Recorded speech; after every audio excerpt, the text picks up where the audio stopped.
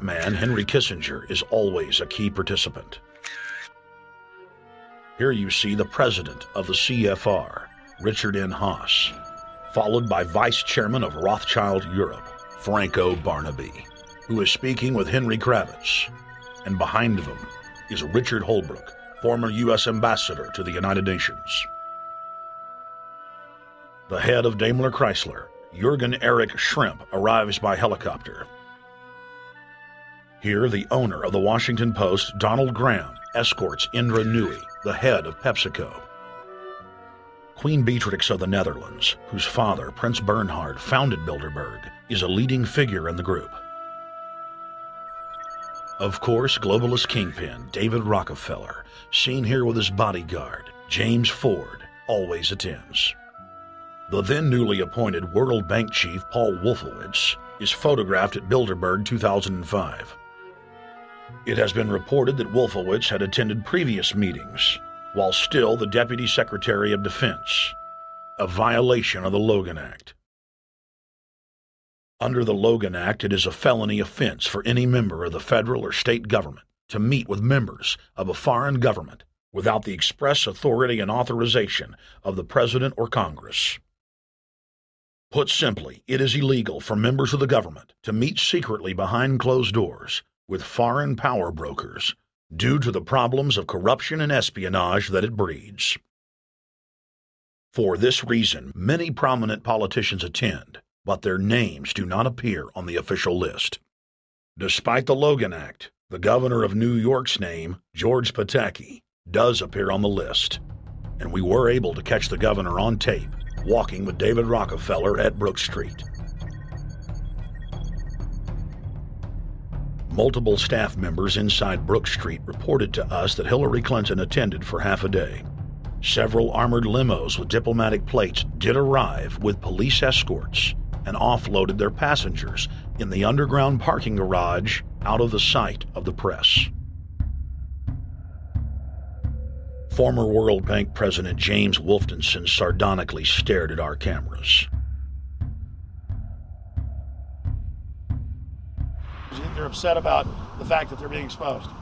Well, I'm sure they are. I mean, look at the tinted windows. They don't want to be seen. They don't want even anybody to know they're here. So I'm sure they're ticked, and that's why we're here to try to expose them. Do you think that they were angry that they were on the front page of the local paper today? You think they're in there reading it right now, Jim?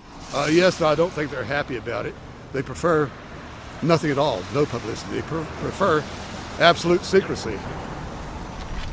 Yeah, you better look away. We're not your slaves. You don't own me.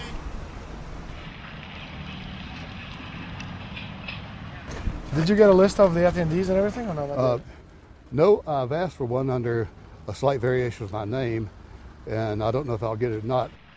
Also, it could happen today. For the last 3 years, I get back to the hotel. And there's a copy there waiting for you. Somebody who does not identify himself. I mean, I'm not just not revealing the source. I don't know the source myself. But a fact, because they want the Bilderberg letterhead on it, and makes a nice memento. Perfect. Alex. Yeah. That's Chalabi, eh? You think Chalabi? No, I don't think. I know. It looked like Chalabi. I knew it was a fat guy. Yeah. That was Ahmed Chalabi? Yeah. Oh my God. Then they're really going to attack Iran.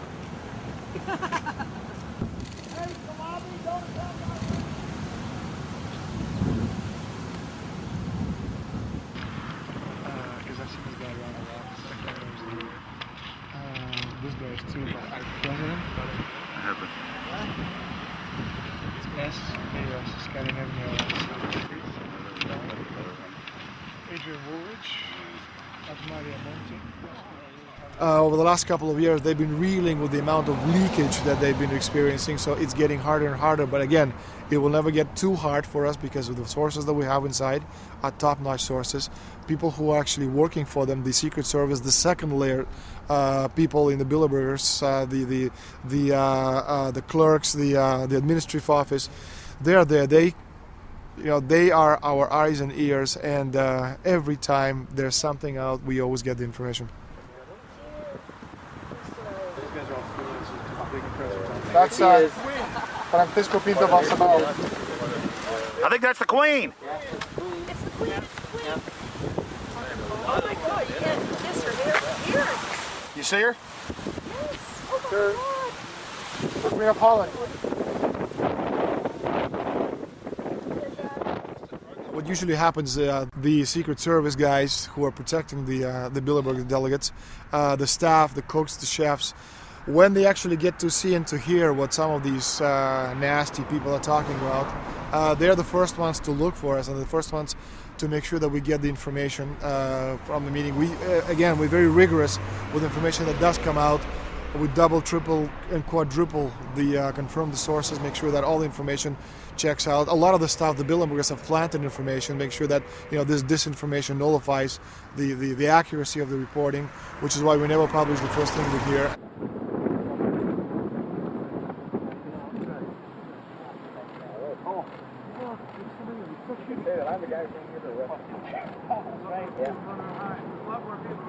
That looks like Rockefeller. The decisions that these people take, again, they're not only decisions affect business community, they affect politics, business, environment, across the entire spectrum. And these decisions are made and taken by a very elite group of people behind closed doors this year at the Brook Street Hotel. We are not privy to these decisions, we're not allowed to know what they're talking about, but we'll definitely feel the consequences of these decisions over the next 12 months when events which apparently by accident seem to happen, in fact have been planned right here this year at Brook Street Hotel between 8th and 11th of June. What does it do when you get 120 of the most powerful people in the world getting together to have meetings with government officials? I mean, that's amazing. Well, it is what I mean is that they're planning the corporate agenda. They're not planning the democratic human journey agenda, in my opinion. Mussolini had a definition, is when the interests of the corporation take completely over from all other interests, and that's fascism.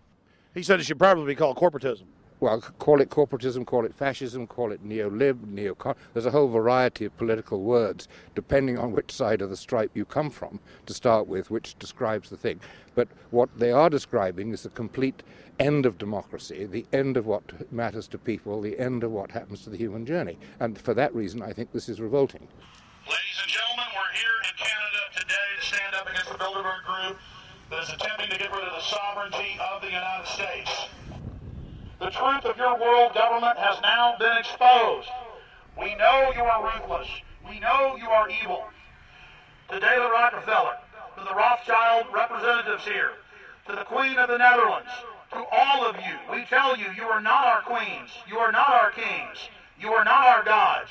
We do not belong to you. We are not your slaves.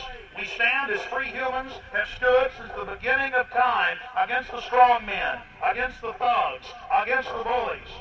We will defeat your world government. We will defeat world taxation. We will defeat your control grid. God is on our side.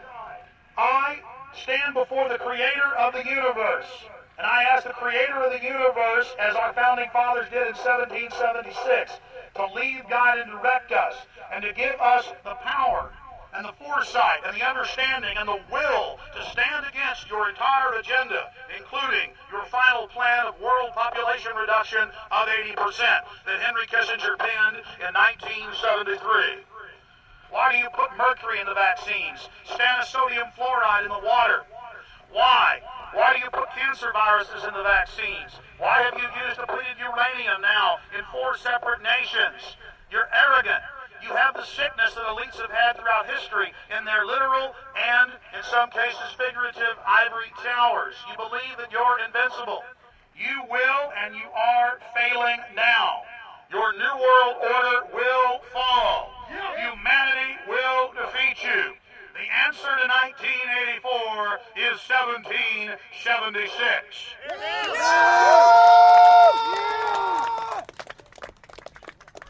Bilderberg is an elite organization, and the way it works, the protocol of the meetings is the staff, after they're vetted out, they're told exactly how they're supposed to behave themselves, meaning that they can never address the attendees, they can never speak to them unless they're spoken to first, they can never look them in the eye. They have to approach them from the right side, the people who are right-handed, and from the left side, the people who are left-handed. They can never look them straight on. And needless to say, all the information that is being spoken during the conferences is under no circumstances allowed to come out. That's what they're told. They're threatened with not being able to find another job anywhere in the sector if they reveal any information to the press.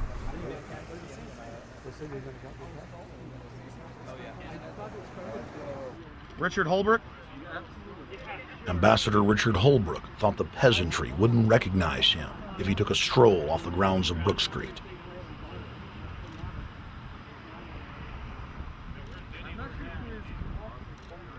Holbrook cackled when I told him that we were not his slaves. Holbrook, we're not your slaves, Holbrook! We're not your slaves!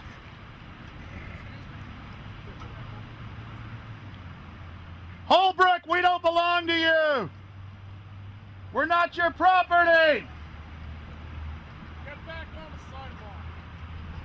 We're free humanity! Yeah, there he goes. Howard. They love it.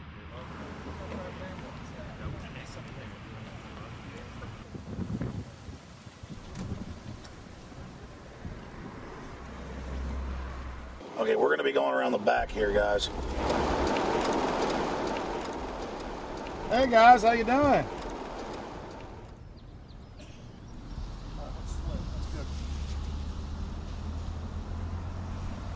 There are several rings of security service.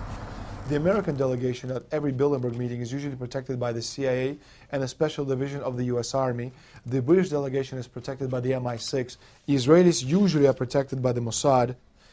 The Ottawa police, in this case, working for the security, they have very little, actually they don't have any information at all on what the meeting is about. They don't know who the Bilderbergs are. Then there's an elite private firm protecting the perimeter, doing all the dirty work, such as shooing off the photographers and bothering the protesters. But, you know, that's like piddly stuff. All the heavy stuff is done by the security service, such as the CIA, MI6. Some years ago, my legs were a little bit stronger than they are now, and I'd crept over a fence under cover of darkness and approached. The cops started yelling and pointing at me, so I ran with speed I didn't know I still had, and some shots were fired, but they were far above my head. I mean, they were intimidating, but they were not really trying to kill me.